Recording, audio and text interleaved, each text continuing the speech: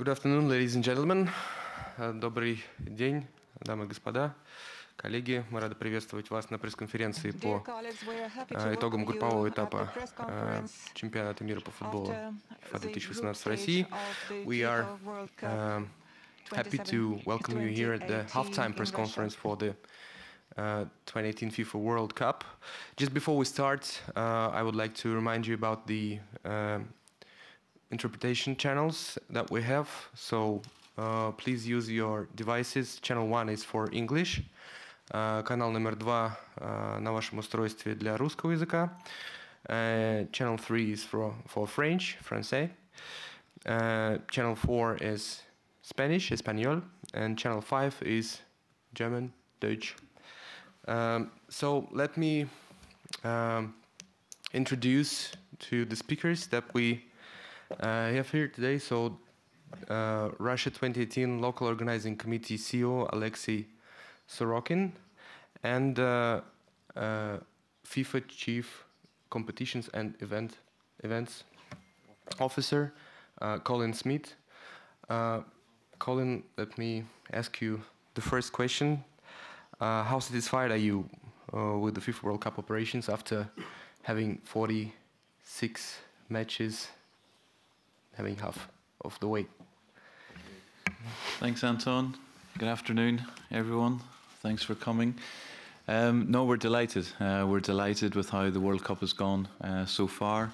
Russia's put on an amazing event across the 11 host cities. We've received very positive feedback from all key stakeholders, so be it teams with regards to their facilities, their transports, their base camps, fans. I think you've all seen the images from throughout the 11 host cities, not only on match day, but on non-match day as well, and see how the Russian cities have embraced having the international fans here with them. The media, broadcasters, feedback has also been positive, together with our commercial affiliates. So from our perspective, all key stakeholders have reported that they are very much enjoying it so far. It's a long way to go, and I'll come to that shortly. But to date, we are very happy indeed with the way it's going. And I've got some key figures to share with you here. So attendance, it was about 2.6 million tickets allocated. So far, nearly 2.2 million attendance. 98% average attendance. Accreditations, for all those of us working at the tournament, you can see across the 12 stadiums, almost 290,000 accreditation printed. Obviously not only the stadiums, but all official sites. And 16,000 media representatives. In terms of the football, we've seen a festival of football, only one goalless draw in the group phase, 122 goals, average of 2.5. Most goals scored, Belgium, another one last night, and 27 goals, 22% in the last 10 minutes. Top goal scorer currently, Harry Kane for England. Some stats on the teams. All these stats will be loaded onto the media channels and FIFA.com. But the teams, close to 2,000 delegates have attended so far, 167 domestic flight movements around the country. Those of you who are going to different cities, it is a large country, and so domestic flights are obviously very important. 1,170 transfers and over 160 tons of luggage. In terms of the training sessions, each team was required to have an open to public training session prior to their opening match. These were attended by 40,000 spectators and over 3,000 media representatives. FanFest, another success. Those who don't make it to the stadium or on non-match days, over 5 million spectators. And you can see some of the key facts there. The largest attendance was for the Uruguay-Russia match at close to 500,000 on that day across the cities. In terms of our apps and digital platforms, again, we see year on year these continue to grow, and this World Cup is no exception. 130 million fans currently using our apps, and FIFA's official app is the #1 free sports app in 128 countries and 128 million followers on social media channels. Obviously, key facts of the TV audience, and that's being very well picked up, broadcast and perceived, with some high audience figures, which you can see. Highest so far was Germany, Mexico, 215 million. That was from 40 territories. And so we've closed now 4 venues as of last night. And we'd like to obviously thank very much all those cities that were involved, the regions, the governors, for all the hard work and efforts. It's always bittersweet when we close venues after so much work and effort. It all seems to go quite quickly, but it also means we're now focusing on the closing stages and the final stages of the tournament. So we're pleased with how it's gone. There's a lot of work to be done. We, on an operational level, obviously continue to identify where we can improve, take the feedback from the stakeholders, and we'll be working obviously right through, and hopefully we finish the tournament as well as we've started it. Thank you. Thank you very much, Colin. I will proceed in Russian with the question to the head of the local organizing committee. Алексей Леонидович, как вы оцените итоги группового этапа? Какие главные выводы и впечатления для вас? Да, добрый день, уважаемые коллеги. Я, с вашего позволения, продолжу по-русски, на родном языке. Мы со стороны оргкомитета также весьма удовлетворены ходом чемпионата мира. Действительно, прекрасная обстановка. Видим эмоции наших гостей на стадионах и вне стадионов, в городах, которые они посещают. Инфраструктура, подготовленная к чемпионату мира, также прекрасно функционирует. Не было ни одного нарекания ни к стадионам, ни к тренировочным площадкам, ни к качеству газонов. То есть все работает хорошо. У нас, как сказал Колин, уже прекратились матчи в 4 городах. Это Калининград, Саранск, Волгоград, Екатеринбург. Немножко грустно, но турнир продолжается. В прочих городах мы сейчас немножко цифр продолжим хвалиться цифрами, которые поражают даже нас, отчасти организаторов. В целом, Колин уже сказал, сколько человек посетили матчи. Вот если говорить о паспортах болельщиков, всего на сегодняшний день подтверждено 1 627 000 паспортов болельщиков. Из них около 750 000 – это иностранцы. Мне кажется, что у нас в стране в отдельно взятый период столько иностранных гостей не было. То есть это действительно впечатляющая цифра. Если говорить о транспорте, то за последние 2 недели воздушным транспортом было привезено 6 800 000 пассажиров. Также прекрасно работает система железнодорожного транспорта, в том числе и бесплатные поезда. На бесплатных поездах у нас перемещались за последние 2 недели 213,5 тысяч болельщиков. То есть это тоже достаточно впечатляющая цифра. Этой системой все, насколько нам известно, довольны. Что касается волонтеров, мы им очень признательны. Мы слышим, сколько положительных отзывов получают именно наши волонтеры, это наше лицо, те, с кем сталкиваются гости нашего чемпионата. Всего у нас работает 17 040 волонтеров на 153 объектах. Естественно, они продолжают свою службу в тех городах, где продолжается чемпионат мира. Множество сервисов для болельщиков уже были опробованы на Кубке Конфедераций. Мы продолжаем их использовать к всеобщему удовольствию. Могу отметить так называемое тифлокомментирование для слабовидящих. Очень большое количество людей воспользовались им на стадионе. Это 1000 человек.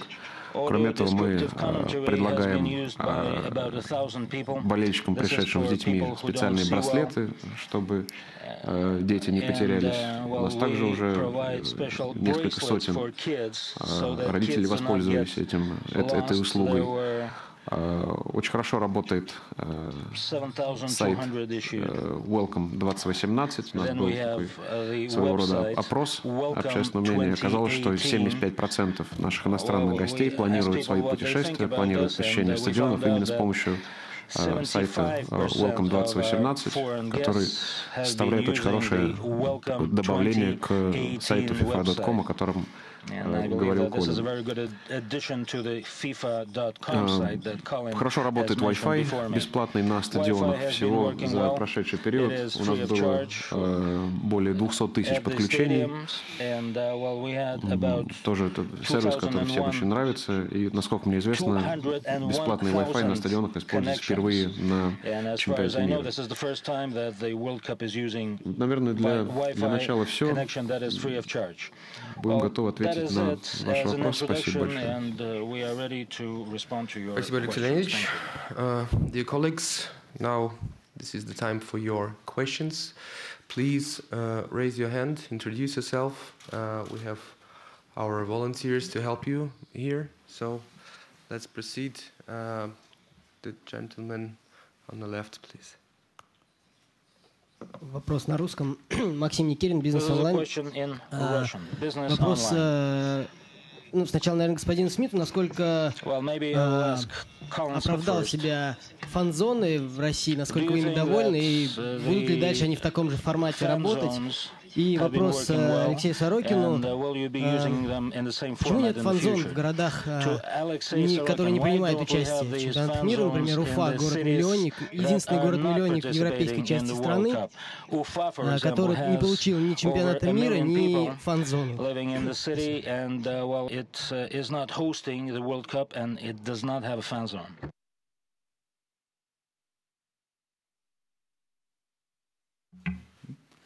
So in answer to your question, yes, the fan zones are working very well. I mean, we see the pictures, the images, the footage, 5 million people enjoying the fan zone. So yes, we can say that the concept of the FIFA Fan Fest continues to work very well and provides really a focal point for all the cities for the fans to gather. For the non-official cities, there are still public viewing activities which take place, but the official fan fests are in the host cities. Да, я только добавлю одну также впечатляющую цифру. У нас отмечен 5-миллионный посетитель фанфеста.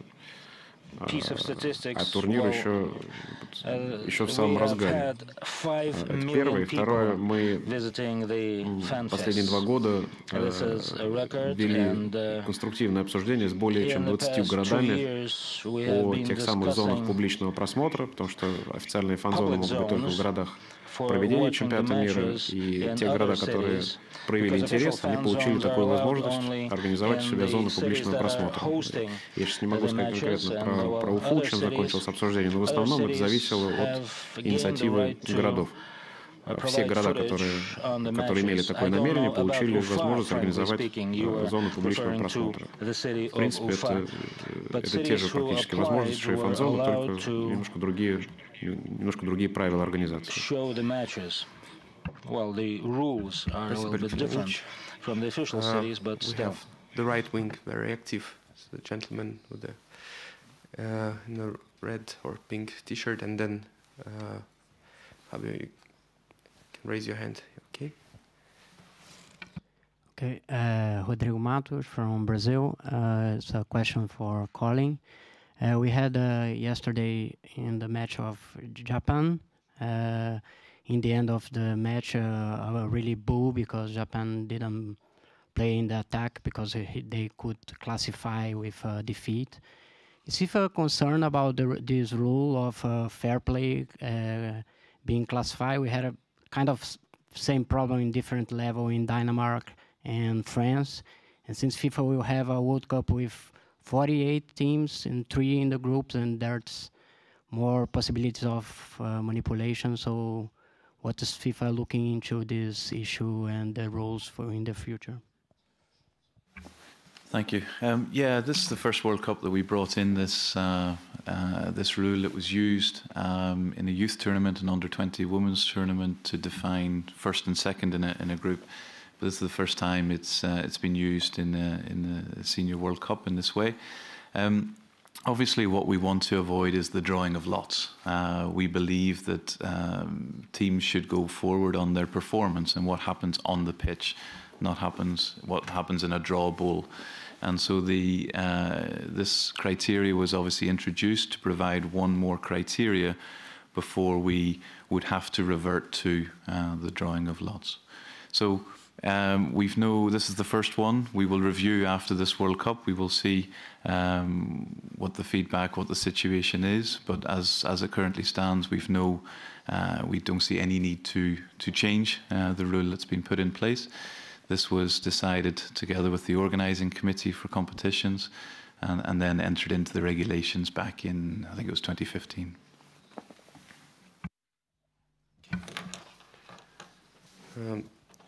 Thank you. No. With this gentleman, Fabio, please. Thank you. Hello, Fabio Alexey from Folha de São Paulo, Brazil. Here, Colin. Only to complete this question about fair play, and then I have another one. You tell the fair play that being studied, but like yellow cards many times are something subjective because for one referee can be yellow card and one not. Is this like a fair criteria based on that of criteria of subjectivity? And the other question I'd like to ask both of you, or maybe Sorokin can ask more. Before the World Cup, there was like many news about hooliganism and fights in stadium and big worries. And until now, we have seen like 2, not involving like Russians or English. It was in Croatia, Argentina, and the other one was Brazil and Serbia. I'd like to ask you if the fans that were identified in these fights, they will not be allowed anymore to attend matches in this World Cup. As I said, obviously the preference is that slots and people, teams advancing is on the basis of goals and results, and there's clear winners. And in the World Cup and any football match, there's winners and losers. The fair play criteria is, as I said, an additional criteria, and it's very clear. It's yellow cards, it's red cards. We believe that respect and fair play on the pitch is certainly part and parcel of a game of football, which we promote. And therefore, yes, we believe, and this is why it was introduced a couple of years ago. Alexey? Yeah, I wouldn't call these fights. I would call these incidents happening in the stadium. We know which game you're referring to. It was in Nizhny Novgorod. Yes, there were some minor incidents between fans. We know that several people have been detained. As to the decision whether to revoke their fan ID or not, it's not the decision of LOC, it's the decision of appropriate authorities. I don't have this information right now, whether their fan ID will be taken or not. But these people were identified, yes. Okay, we have 2 questions on the second row and on the third row, and then we'll go back. Thank you. Richard Conway from BBC. Mr. Sorokin, the British government decided not to send any government ministers to this tournament. Now the England team are progressing. Fears about violence, fears about racism, homophobia. There's been, as you say, incidents, but nothing major. If the ministers decided now to change their mind to come, would they be welcomed here in Russia? Would you like to see them visit? I think we perfectly well showed to the world that we welcome any fans from any country, and the atmosphere is truly hospitable and truly cordial at every city. I mean, we'll have to acknowledge that. So they'll be welcome as any fans, any football lovers. That we can ascertain. Anybody can come. Anybody is welcome to support their teams. We repeatedly told the world how puzzled we are at the decision of certain politicians, not naming anyone, but a few politicians, not to visit the World Cup and support their teams, but they're always welcome. Thank you. Tarek, please. Alexey, just on the fan IDs, you tell us how useful they've been. Colin, do you think this is going to be future World Cups are going to have fans with these IDs on?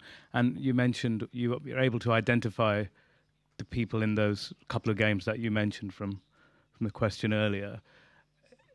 Is that the fan ID? Does it help for that type of identification? And then you also said it's not the LOC, it's appropriate authorities that decide. Who decides whose fan ID is taken away? Well, first of all, we don't view fan ID as an exclusively security tool. It's also a big advantage for fans. It opens up entry into the country without visa. It opens up possibilities of free transport, be that railroad or free shuttles inside the cities, free municipal transport on the day of the match. But yes, it's also a security tool. Now, if a person is involved in criminal activity or any improper or any misbehavior at the stadium, it is then appropriate authorities who decide the gravity of these of this behavior, and whether it's a criminal or administrative code that is pertinent to this type of behavior. So it's not LOC who makes the decision about the punishment. But the fan ID being revoked? It's part of the. It may be revoked, yes. In the case of illicit behavior, it may be revoked. I think it's also a case that, football stadiums are for fans who want to enjoy the football, and if any fan, well, there wouldn't be a fan, if any person demonstrates that they are not there for those reasons, then frankly they've no reason to be in the stadium for the future matches. So it's not just a question of a fan ID, it's a question of if people come to the stadium for the wrong reason, then they will be dealt with accordingly. To answer your question about fan IDs for the future, it's something that we look at. This is the first time it's been introduced by the Russian authorities. Obviously, we've worked very closely on our side to ensure that its implementation operationally, together with the authorities, together with the LOC. It has many benefits, as Alexey says.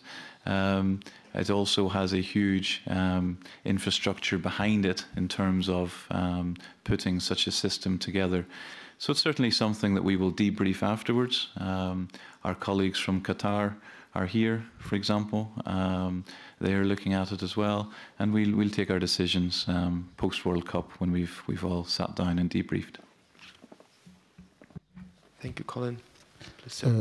Bonjour, Richard Nara du Cameroun, en français. J'ai une question pour M. Sorokin et M. Colin Smith. M. Sorokin, vous avez parfaitement organisé la Coupe du Monde. Est-ce que vous êtes prêt, la Russie est prête à être candidate pour une Coupe du Monde à 48? Et M. Colin Smith, on a vu comment la Russie a bien accueilli le monde entier. Est-ce que la FIFA ne peut pas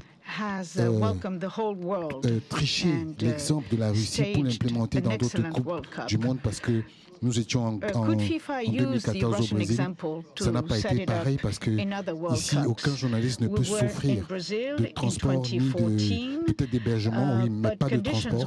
Mais est-ce que la FIFA ne peut pas se prêcher cet exemple pour que les prochaines Coupes du Monde, que les médias aient au moins la possibilité de se déplacer de façon gratuite? Merci. Could other organizing committees put free transport at the disposal of journalists? Thank you. In English? Which language would you prefer? In English? In Russian? No, we were bidding for the World Cup in 2009 and 2010. The bidding process took 2 years. At the time, there was certain configuration of the tournament which we bid for, which all the countries bid for, and that was 64 matches and 32 teams, and that is the type of competition for which we proposed a certain concept. In fact, we proposed a bigger concept, which then was reduced to 12 stadiums. If the rules at the time were 48 teams and 80 matches, my personal view, not as a CEO, but as a Russian citizen, yes, we would have organized a similarly spectacular event. But the concept would be slightly different. But certainly we would have bid for it.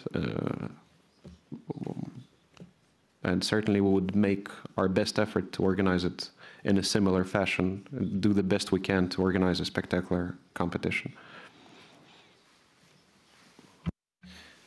Yeah, from my side, you know, it's great to get the feedback that you have enjoyed it so much and been looked after here, and you know, that credit goes to the whole team, the local organising committee, the cities, the regions, for looking after everyone so well. So to answer your question, yes, I mean, we take these learnings. It's all part of the debrief. Our colleagues from media getting this feedback daily from you, what worked, what can be improved, where can we do differently. And then every World Cup, it has to be applied to the specific nature of the future host country. The distances involved, the locations. Obviously, Qatar is a different model than Russia. But certainly in terms of the services and the facilities, what we always strive to do is to build. So edition on edition, it just gets better and better. And that's through learnings that comes from feedback from yourself, from the fans, from other key groups. Thank you. Yes, sir, please. Mr. Sorokin, one question for you here in the back. How happy are you about the Russian performance so far? And are you surprised by their running abilities and their sprinting abilities? And for Colin, a question. You had statistics for every little piece of the World Cup so far. Do you have statistics for the doping tests as well? How many players were tested so far? How many tests did you manage? Thank you. I think there is a certain hint in the question, so why don't you go first? Thank you. Yeah, so in terms of the tests, we've conducted over 2,700 tests have been conducted. Every single player participating in the World Cup has been tested at least once. I say at least once because in many cases the average is higher. As you know, we have the testing also minimum 4 players at every match as well. All these samples are sent to a WADA accredited lab in Switzerland, and there's been no anti-doping infringement or violation to date. So we believe, and we've talked about this before, that we have a very comprehensive program in place. No, we're satisfied with the process. We're rolling it out as we are. And if you have any more detailed questions or further information, we can obviously get those through the media colleagues. Alexey, Russian performance? Yes. Well, we are certainly happy for our team for making it out to the knockout phase. We are not overwhelmingly surprised because they've been preparing for that for many long months. Yes, our guys are very motivated. If you read Russian media, the dominating mood in many articles or blogs is sorry for not having believed in you so much. That's this overall tone of many accounts in the media coming from various fans. So yes, we believed in them. They made it out to they made it out of the group. Yes, they have been tested repeatedly for doping.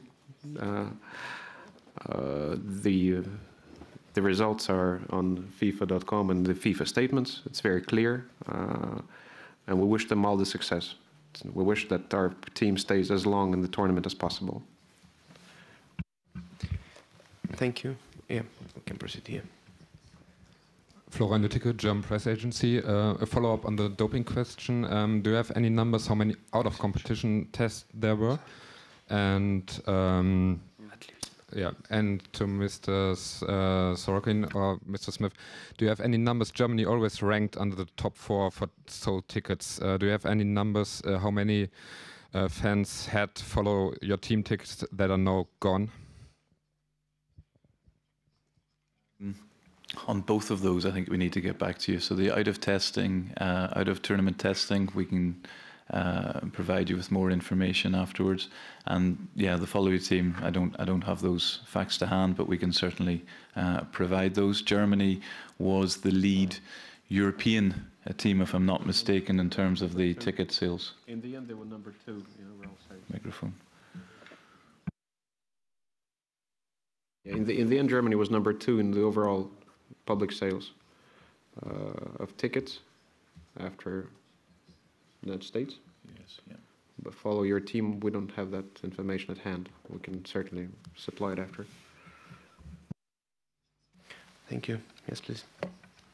Alistair MacDonald from Reuters in English. We heard a little bit about concerns in some games about teams appearing to game the system of the yellow cards and the finishing in the pools.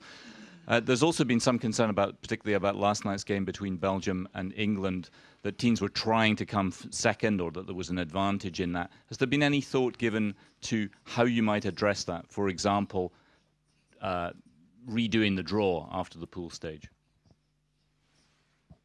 Yeah, I mean, redoing the draw is very difficult, obviously, from the whole logistical, organisational point. I mean, we believe from our side that every game is a competitive game of football, and teams want to win and lose. Well, not lose, obviously, want to win. The coaches, you know, the interviews, Gareth Southgate made it very clear as well. If Belgium didn't want to win, then they obviously forgot to tell the goal scorer because it was a cracker. So, you know, it's yes, there's talk of it, the Japan, the last few minutes. But again, look, I think these are isolated cases because they found themselves in a particular scenario of after goal difference and the various points that had been met. But yeah, our position is that obviously, and I think everyone shares that, is that the game of football for the fans is a competitive game of football, and fans who have paid money to come and watch matches expect to see that, and I think we have seen that. Thank you. Yes, please, gentleman, second row in the middle. Bonjour, Corentin Lautrep de l'agence France Presse. Une question pour Monsieur Sorokin en français, si vous voulez bien. On sait que l'une des préoccupations avant la Coupe du Monde était la menace terroriste. Est-ce que vous êtes en mesure de nous dire si des attentats ont été déjoués ou s'il y a eu des menaces particulières jusqu'à présent sur la compétition? That have been dismantled or not against the World Cup so far? No, we repeatedly stated that we have a very sound security concept in place. This concept involves every competent agency in our country, which is entrusted with providing security. So far, the concept works. We haven't seen a single incident or complaint about security. In terms of terrorist threat, certainly not for me to comment on this information. This information I don't have. But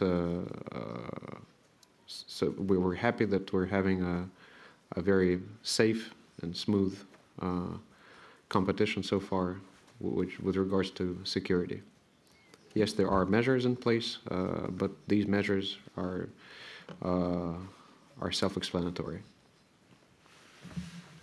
Thank you, Alexey. Yeah, please. Thanks. Matt Slater from PA. A question for Colin, then one for Alexey. Colin, you mentioned the importance of respect earlier in an answer. I wonder if any directive has been given to the referees or any of the officials really about dissent. Some of it's been very public, very obvious, massive issue in our country, of course, with referees leaving the game because of the amount of abuse they're receiving. I wonder if FIFA could set a better example. I know as a father, I've already had my sons talking about things they've seen on TV. So is that something you're going to address? Then Alexey, I've noticed an awful lot of ticket touts outside every game in Moscow. So I'm wondering how the fan ID system is working at the gates. How many fans have you stopped from coming in because their ticket doesn't match their ID? Thank you. Yeah, I mean, the cornerstone, obviously, of FIFA's values is fair play and respect, and that obviously extends to the pitch. With regards to the referees and what you mentioned, there is a briefing this afternoon with Massimo Busacca and Pierluigi Collina on the VAR and refereeing matters. So I think it'd be better if you take that up with them.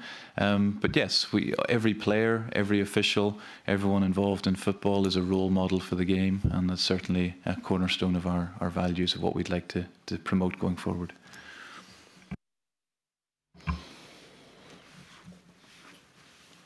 No, we do.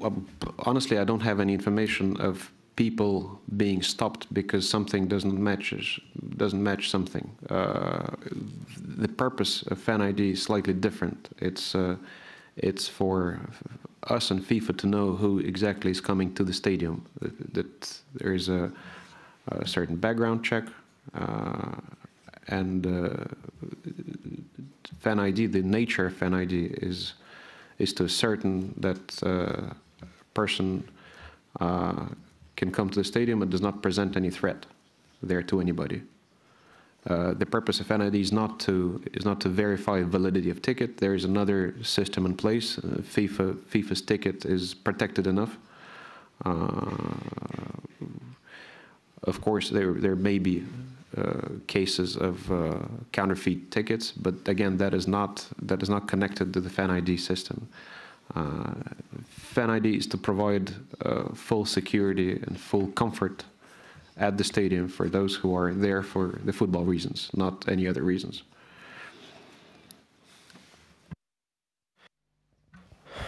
Thank you. James, please. Here. Yeah. James Ellingworth from the Associated Press. A question for Colin Smith in English. The 98% attendance rate is obviously very impressive, but as I understand from FIFA, that's based on the number of tickets sold and delivered, not the number of people who actually attend the game.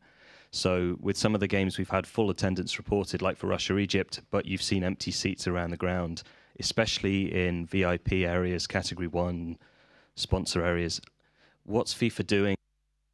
Apparent no-shows, how many no-shows have there been, and is it linked to ticket touting? Because I've seen some of these kinds of tickets particularly being offered to me, including outside the main ticket centre in Moscow, with the police doing apparently nothing about it. There's numerous aspects to your question there. Obviously, our view is we want every seat filled inside the stadium. The reality is that there are some no-shows, as you said, and where we know in advance of these no-shows, we provide a platform on FIFA.com. We can recycle those tickets, people can repurchase them, and fans, therefore, who can attend the game can get access to those seats. Where those seats have remained empty is because either somebody has purchased them and they have not come to a no-show, but they have not informed us in advance, so we were not able to recycle those tickets. or in certain areas, be it on a skybox or a suite level, in certain cases it may be difficult at short notice to have access to general public fans into those areas from a security perspective. So there's different points to it. We do, just with regards to the ticket touts, we do take action. We have taken action already with the authorities, and we can certainly get you more details on that. We have teams who patrol around the stadiums every match day, and the cities non-match day as well. And where we see such incidents, we certainly take action, and there is a process in place together with the local authorities to take action against ticket touts. I guess it's an unfortunate part of the business when you have a product which is in such demand. People will try and trade illegally, and we take very firm measures to counteract that. If I may add, again, another reason may be that certain people, particularly in the hospitality program, occasionally choose to stay inside during the second half or first half. It's up to them. There were some complaints about the England-Belgium match yesterday. We verified in the hospitality program, which numbers a few thousand, there were only 66 seats unsold. So the people were there. They were just inside in certain skyboxes. Thank you. Let's move to the right flank. Jamil. Thank you. Jamil Shadi, Estado de São Paulo. A couple of questions. First, to Mr. Sorokin, maybe you have seen some incidents of Brazilian fans harassing, I would say, Russian girls, ladies in the city. This has been widely spoken about this in Brazil. Since we're talking about respect, what is the message, or how do you see this? And secondly, on the fan ID, for transparency's sake, what are you going to do with the data of all these people after the game is over, after the World Cup is over? Will it be destroyed? Will it be resold? Will it be kept somewhere? Basically, what are you going to do with the information of so many people that came to your country related to this? Thank you. Okay, incidents or cases of sexual assaults are not known to me, and so isn't statistics on that. So far, in my view, what I see and hear, it doesn't present an overwhelming problem or issue. Of course, we ask all fans to exercise appropriate respect. Doesn't matter whether it's to women or elderly or youngsters. It's just common behavior patterns that need to be exercised in any European or any other country, and that is the major message. If there are cases where this misconduct is overspills into criminal activity, of course there will be appropriate actions taken by the authorities. That's again the message, overwhelming message that we would like to share with everyone. If a law is broken, then there will be appropriate actions. It doesn't matter whether it's World Cup period or not. Even beyond World Cup, it would have been the same. In terms of fan ID system is operated by the Ministry of Communications of Russia. It's administered under a memorandum signed between FIFA and the ministry, and the data is fully confidential, and there are very strict rules applying to personal data. So we can assure you that our authorities will respect all the documents signed between them and FIFA. Thank you. Yes, please, in the middle. Markus Bark von der ARD Sportschau. Herr Sorokin, Sie sprachen gerade von Hintergrundprüfungen bei der Fan-ID. Da würde ich gerne mal wissen, um welche Prüfungen es sich da handelt, welche Daten werden da erhoben und an wen werden die gemeldet? What kind of data is being collected there and who registers this data afterwards? What kind of data is collected? It's very simple. You should just go to FanID website, and it's very basic data. Again, the purpose of FanID is to make sure that that the person who enters the stadium is not involved in any criminal or terrorist activity, and that he's not banned from attending the stadium.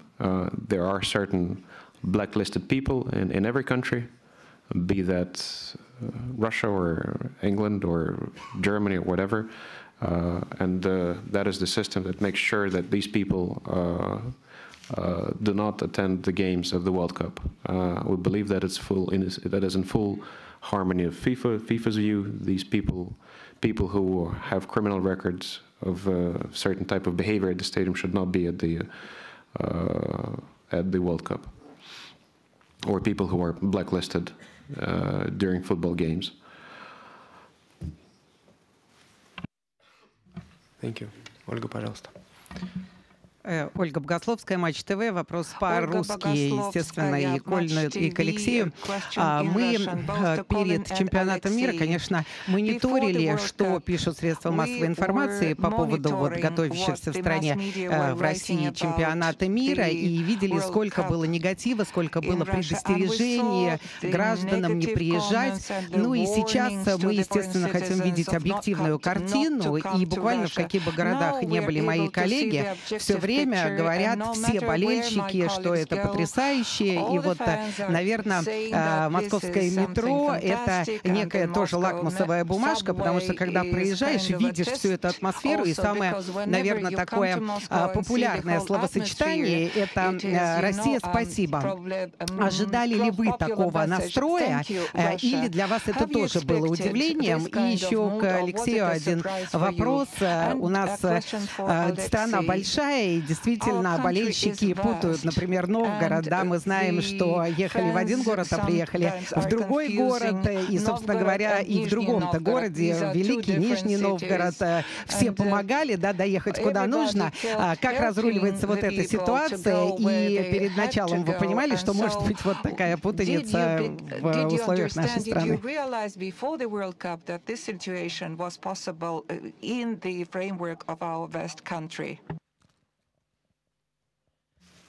Thank you. Am I surprised? No. I've been coming to this country now for over 3 years in the preparation of this, and I've seen firsthand the hospitality, the accommodation, the passion, the enthusiasm for hosting the World Cup here. We saw it last year with the FIFA Confederations Cup as well. So no, I'm not at all surprised. I think it's one of these cases difficult to explain, and people need to live it for themselves. And what we're seeing now is everyone else experiencing what those of us who have been coming here over the years have also experienced. And I think it's fantastic to see. And you mentioned the Moscow Metro. There's some fantastic clips, especially of the Brazilian fans in the Moscow Metro prior to their match or post-match, I'm not sure which. And it's just fantastic seeing all these nationalities grouping together and enjoying themselves. So no, I'm not surprised. I'm glad it's happened, and I'm glad that so many others are also seeing what's on offer throughout all the host cities and not just Moscow. Я продолжу. Мне кажется, ожидали или нет, это не совсем правильная терминология. Готовились, да, готовились к большому количеству гостей, готовились создать максимально комфортную атмосферу гостеприимства, дружелюбия. Конечно, готовились. Каждый город придумывал что-то свое, придумывал, как лучше показать свою самобытность. Но есть усилия на каком-то организационном уровне, на уровне города, на уровне оргкомитета, комитета, а есть отношение людей. И его никак не организуешь, его никак не простимулируешь, не купишь и так далее. Вот у нас есть масса красивых жизненных историй, которые подчеркивают, что действительно наши с вами сограждане, россияне, подлинно ждали чемпионат мира, подлинно хотели показать свое радушие гостям. Был эпизод, когда болельщик из Перу приехал не в ту квартиру в Екатеринбурге, там на личной клетке его приняли, приютили, оставили у себя жить. Он был крайне впечатлен. Есть масса историй, когда наши гости просто поражены вот этим самым радушием, которое мы, собственно, и обещали. И вот это самое ценное. Это никак не организуешь, это идет изнутри. Поэтому, конечно, нам очень приятно, что так здорово все сложилось. И это выходит далеко за пределы организации периметра безопасности или подготовки каких-то пособий, брошюрок для болельщиков. Это вот и есть самый главный итог чемпионата мира. Что касается путаницы, ну, конечно, такие вопросы возникают. Кто-то там решает, что Октябрьская железная дорога — станция метро Октябрьская, кто-то едет в другой город. Ну, во-первых, такие случаи крайне редки. Во-вторых, у нас максимальное количество волонтеров во всех наших точках, на всех вокзалах, в метро, в аэропортах. И эти волонтеры всегда готовы помочь и ответить на все вопросы. Мы просто максимально рекомендуем обращаться к ним, если есть какие-то сомнения или есть какая-то неуверенность. В принципе, мне не кажется, что такие случаи частые, но теоретически, наверное, при невнимательности возможно. Спасибо, Алексей Леонидович. Colleagues, since we have to reset up soon for the next press conference, let's have a couple of last questions. So we have it on the left. Please, sir. Mi nombre es Marcelo Gatman de La Nación. Voy a preguntar en español para Colin. La FIFA tiene un programa de mucha participación de lo que son sus leyendas, sus exjugadores. Quería saber si tenían prevista algún tipo de actividad protocolar con Diego Maradona y qué le han parecido la presencia más que evidente de Maradona en los estadios cada vez que juega la Argentina. Of Maradona's presence whenever Argentina plays, which has been quite high profile and quite visible. Sure. We have a strong Legends program in place, and we believe that the players who help write the history of football have a part to play, and in fact they themselves want to give back to football, and this is core to what FIFA is doing in terms of working together with Legends for social media side of things, development work, campaigns, our FIFA Foundation. Diego Maradona, obviously one of the greatest footballers ever lived, is a part of that, and you know, we're aware of what you're referring to in terms of the previous matches, and I think go back to my first one of my first answers, where you know we would expect all players, former players, staff, fans, everyone to behave in a respectful manner. But having stars like Diego involved, like Puyol, like Zanetti, having these really guys who have built up the fabric of football, having them working together with us on our goals is part of a much bigger picture, which we've seen how much joy it brings to the fans when these legends go down on the pitch before the match and interact with the fans. So it's certainly a program that we're continuing to develop and to grow. Thank you. Thank you, Colin. Gentlemen, I think thank you. The last one. My name is Grumsev from Ethiopia. My first question is about Central and South Americans coming in thousands here in Russia. What's your reaction for they are creating a magnificent atmosphere in all host cities? Do you think that European fans are lesser than South Americans? What's the difference come? And my second question is, how you manage this media ticketing?